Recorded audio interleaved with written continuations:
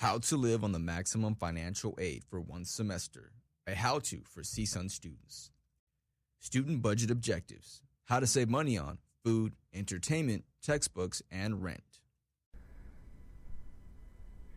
First, we set up the food budget. Try to limit to a couple of basic staples like cereal, milk, produce, bread, lunch meat, and make sure you leave a little bit of extra room for something you may want to splurge on.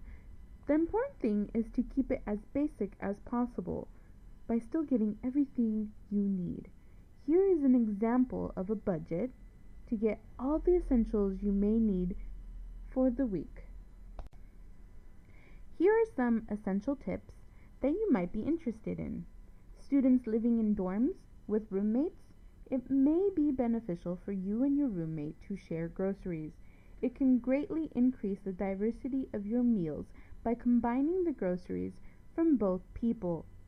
You should limit eating out and going for fast food. You'd be amazed at the money you can save by only eating out once a week. Packing a lunch every day is essential to saving money in your food budget. Food budget conclusion.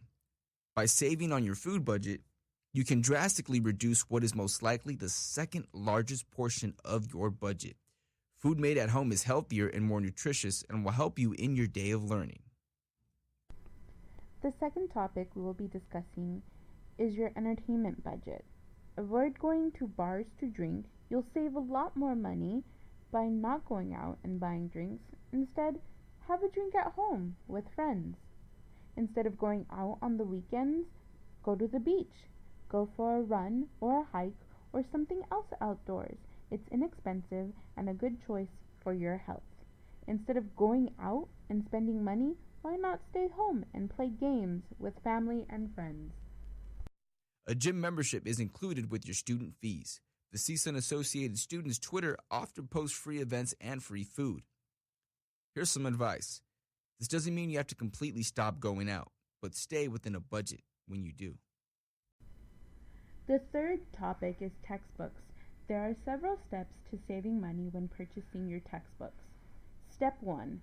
Find out all the information you can about the textbooks that you'll need for your classes.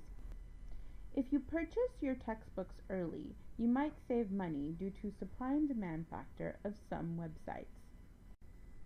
The next step is to compare prices on different websites. Consider the following factors. Even buying new textbooks in some instances can be cheaper than buying them from the bookstore on campus. They may even come with additional online resources. Used textbooks are a great choice for the price, but don't forget to check the condition by reading the description and only buy from reputable dealers. Older editions can often be much cheaper than even used textbooks, but be sure to check with your instructor to make sure that the older editions is close enough to the new editions to work with the class. Often, the only changes made are minor. Another way to save money on textbooks is renting them online, but make sure you set a reminder for the date you have to turn them back in. Otherwise, you might be hit with a lot of late charges. Also, make sure that the due date is after the date your class ends. Also, remember it's like a library book. You can't highlight, you can't take notes, and it has to be turned in the same condition in which you rented it. For the tech-savvy student, ebooks are a good way to save money. They can sometimes be less than a new book and maybe even a used book, and sometimes you can even find free copies as PDFs and even online reference material. But you always have to carry around an electronic device to use them. And also, sometimes it can't be resold. Some countries offer discounted price under special copyright agreements to publishers. They're usually less well made than the versions you might find in the bookstore, but they are usually much cheaper and in most cases identical in content, but your bookstore won't definitely buy them back. Of course, the cheapest way to save money on textbooks is to borrow them from the library. Almost all textbooks have a copy saved in reference, and you can borrow it for a few hours or make a copy of the sections you need so you can work at home if need be. After the semester is over, you can also recuperate some of that money that you spent on textbooks. There are a few ways.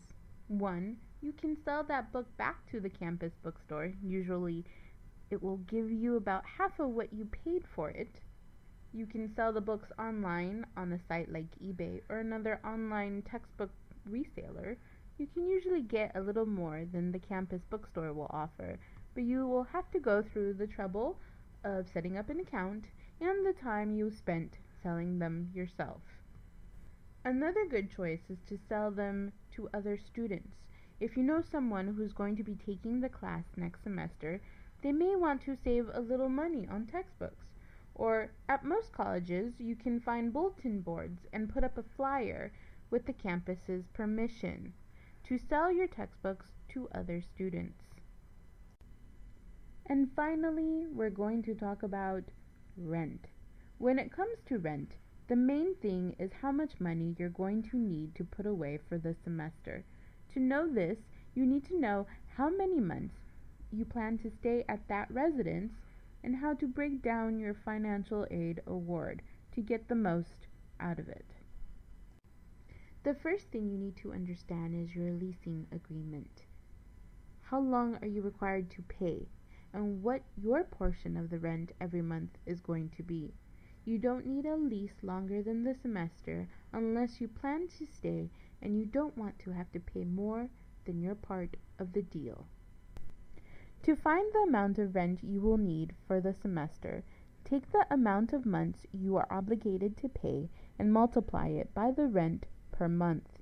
You can subtract this amount from your financial aid award to determine the amount you will have to budget for everything else. Remember, put this money away. This is for rent and nothing else. You also might want to put away any extra cash you have after your budget. Just prepare for the unexpected events. Just because you put enough money away to cover rent exactly does not mean you have enough to cover everything. If there are any damages to the property or other mishaps, you have to pay extra. Here are a few tips for keeping your rent budget safe. First, keep your rent in a separate account away from your other money. This makes you less likely to accidentally spend a portion of your rent. Don't touch the other account other than for rent, no matter how much you are tempted. I know that PS4 sounds tempting, but don't. If you have any leftover money at the end of each month, consider adding it to this account, just in case there are any unforeseen circumstances.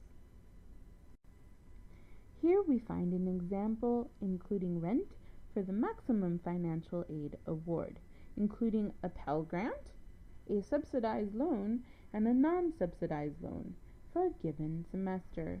Your total award is $8,399. Your tuition, $3,200. If your rent is $400 a month and you have a $400 deposit with a lease lasting between August and December, after paying your tuition, you have $5,199 left of your financial award, minus another $2,400 for rent, leaves you with $2,799 in financial aid. To budget for everything else you need to for the semester, or about $560 a month.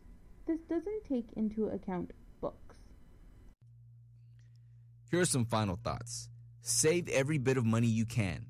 Get your textbooks as cheap as you can and resell them when you're done. You can have fun going out, but please keep it reasonable. Making your own food is always much cheaper than going through a drive-thru. You can't foresee everything. The unexpected events will happen, so leave a little room in your budget for them.